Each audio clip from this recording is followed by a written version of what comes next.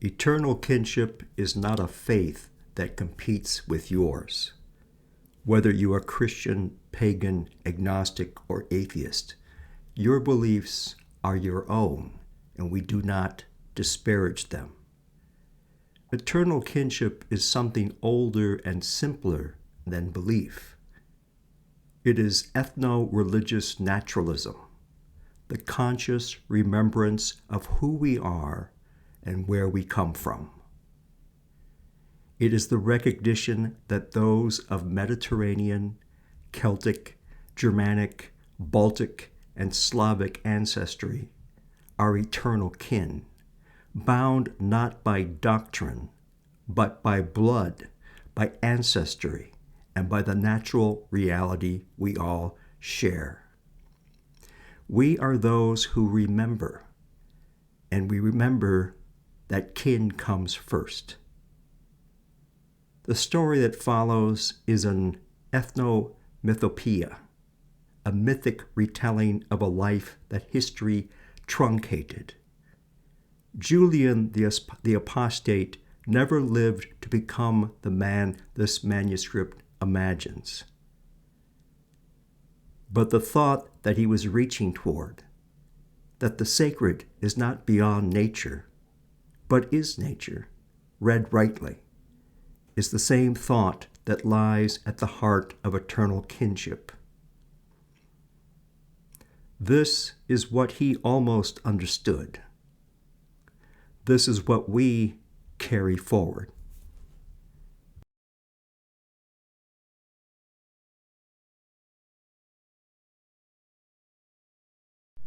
They call him the apostate, as if the deepest crime a man could commit was to remember what his people had always known, that the sacred was not beyond nature, it was nature, read rightly.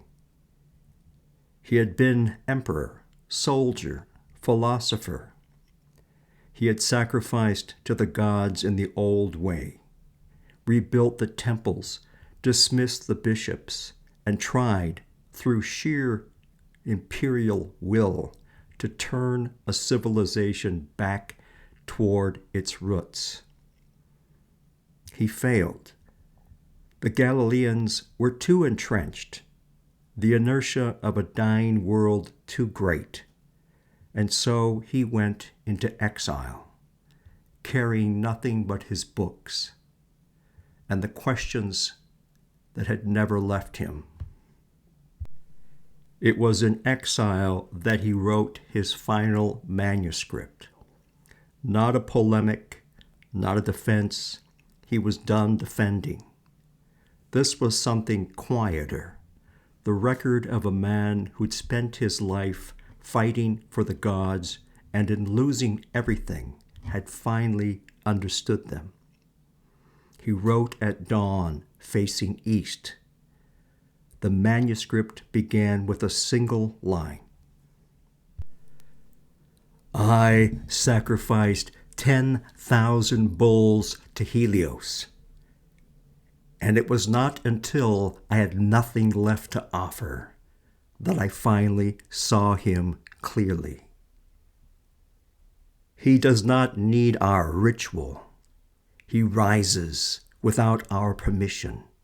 He warms the earth of the faithful and the faithless alike. And he was never waiting for our hymns. I spent my reign trying to defend the sacred. But the sacred does not need an emperor. It only needs to be seen. The Galileans said the world was fallen. I knew they were wrong, but I fought them with their own weapons.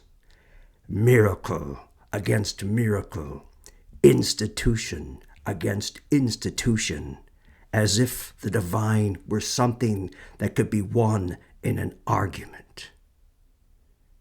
It cannot. It is only witnessed in the light that returns each morning without being asked. in the blood that remembers its ancestors without being taught, in the soil that produces season after season, indifferent to the names men give their gods. The gods are not absent. They were never the figures I dressed in marble. They are the order itself, the pattern that holds the cosmos together, and the pulse beneath every particular people and place. I did not lose my faith in the gods. I lost my faith in the idea that they were fragile. Julian never sent the manuscript anywhere. There was no one left to send it to. But he kept writing every morning, facing east, watching the light return, with the patience of something that has always known. It needs no priest, only to be witnessed, only to be read rightly, only witnessed, only remembered, only continued,